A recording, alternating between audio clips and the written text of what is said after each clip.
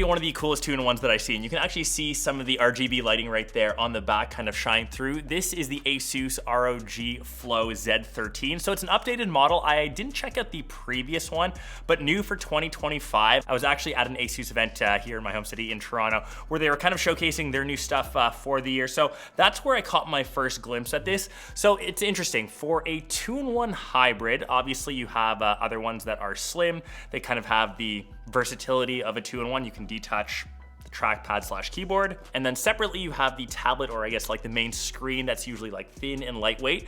This obviously you can see it's a bit on the chunkier end. So this is really interesting. They're kind of combining an ultra premium gaming laptop with still that same versatility. So obviously you can't have it super thin since you need obviously the internals on the inside to help power that. This is running the new AMD Ryzen AI Max Plus 395, either the 12 or 16 core. And since it's an APU, both the graphics and the CPU are on one chip. This has similar graphic performance to the RTX like 4060, 4070, which are obviously dedicated. And for that performance, you do need something a bit chunkier, but now it's in that, you know, all-in-one package that you can kind of take around with you, which I think is super cool. So theoretically, if you're carrying this around, for example, this is being announced at CES. I'm in Vegas while you guys are watching this. This can be sitting as a standalone. I can actually move away the, you know, keyboard cover / case, and then I can get into a hardcore gaming session, say just with my controller, which is kind of cool. There's no distractions. I can just focus what's going on the screen. That's the same thing with watching content, with watching movies. Once again, you can do that fully unplugged.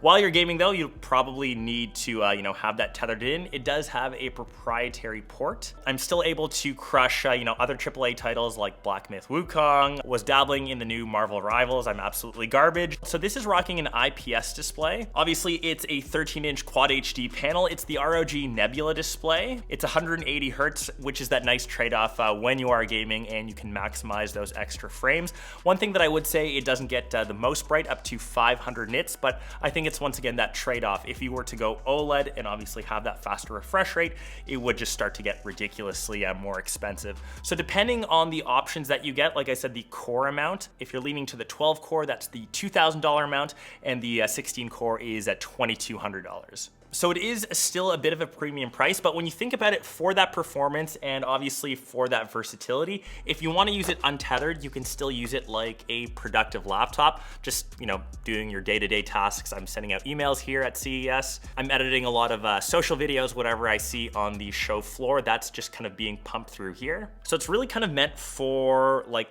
what the laptop does. It's kind of like that hybrid workflow. If you want to touch on, say, like gaming, stuff that requires a bit more usage from the GPU and you still just want to carry one device. Like, I will admit, it isn't the lightest out there. It's 1.2 kilograms, so it's not going super heavy. And when you compare this to a lot of other gaming, like dedicated gaming laptops, a lot of that extra width is in the under chassis where the keyboard is. Obviously, I mentioned this is detachable. It serves as the cover as well as the keyboard. It's obviously not a mechanical keyboard, but if you want that you know, slim profile, it's 12 millimeters. I think it really makes that ultimate 2-in-1. I think it's the best in its class for that hybrid option. The keyboard, obviously not full mechanical. Like I said, if you are gaming, I still just kind of use my controller on the side, but still great for being productive. It's still nice and smooth. You still get a decent amount of travel. The trackpad is still full size. It still actually has haptics, and it's one of the better keyboard case combos that I've seen. The rest of it, it's not metal, it's just a plastic, but it is nice and soft to the touch.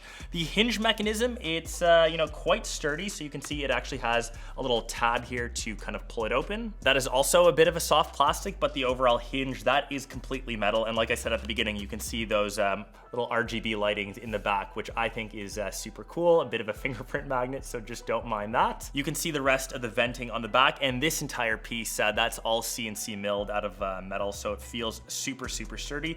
You do have a little camera on the back. It's 13 megapixels. Please don't be the person that uses your tablet, or I guess I should say laptop, as an actual camera, and it has a small little 5 megapixel camera on the front. Just basic for things like Zoom, just hopping on calls. It serves its purpose. Port-wise, we've got the two USB-C, HDMI 2.1, like I mentioned, the proprietary charger. You can theoretically charge it, but for maximum performance, you'll want to use what's inside of the box. Speaking of that, it's one of the cooler design boxes. I know that it's early in the year, but already one of my favorites like laptops, they're mostly the same. This has this really cool like look to it. You've also got a micro SD card on the bottom. I would love full size, especially for creators. You've got like the thickness for it. And on the other side, headphone jack, USB-A, volume rocker up top, and on and off button. And if you do ever use this without the keyboard, you actually have this little quick menu system for the display. You can just change a couple different options. If you are gaming, I find it's kind of beneficial when this is kind of sitting off to the side. So the next big improvement comes to the battery, especially to the last gen. So up from 56 watt hours to 70. It also has a fast charge option, so 50% in 30 minutes, and overall battery life. So I would say that obviously depends what you're doing. When you are gaming, you typically want this like tethered and plugged in, but when you're being productive with the device, when you're doing regular day-to-day tasks, you're looking around that like 12 to 15 hour mark. And lastly, for cooling, the device does heat up, especially under heavy use. Nothing too crazy, the fans don't get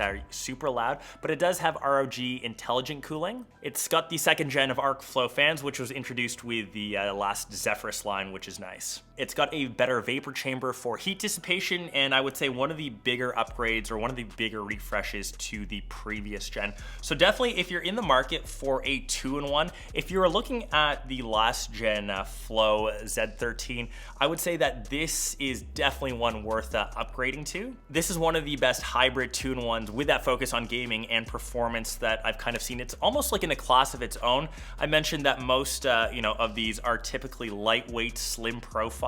This does have the extra weight, it does have the extra heftiness, but it also has that extra performance, which I think is super cool. So I think if you're like a true techie, someone that loves something different, this could check off all the boxes, and it's a pretty good improvement from last year.